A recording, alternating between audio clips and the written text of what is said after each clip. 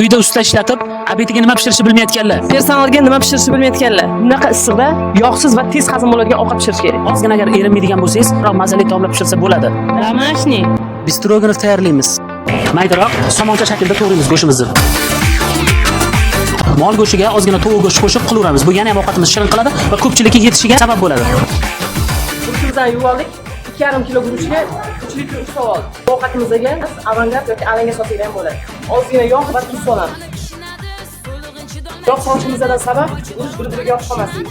Makaronni qaynatishdan oldin suvga tuz, bo'lsa rolkin, bo'lsa Xitoy tuzi makaron o'ziga shimadi. Makaron yana ham shirinroq bo'ladi.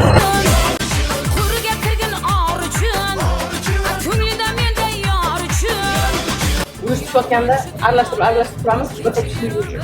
Hozir yoz, hammani uyda sabzavotli seroq, ko'p ovqatga ko'p qo'yish solamiz, mazali va barakali bo'ladi.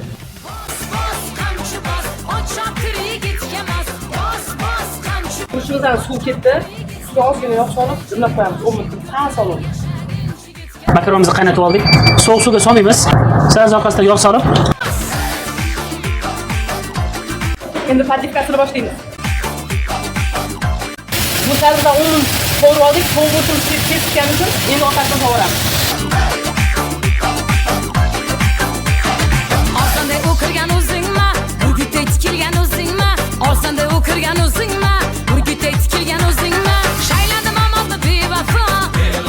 Davraga kirsam o'zim ya. Shayladim amalda bevafo. Davraga kirsam o'zim ya. Bu yolg'onchi dunyo. Keyinni miltillashib qo'yamiz. Xudo xolasa yarim soat 40 minutda tayyor bo'ladi. Домашний bistroganov tayyor. Biz ishchilardan so'radik qanaqa garnir deb. Makaron va guruch deb aytishdi. Mana makaron, guruch qaylamiz. Endi suzib olamiz.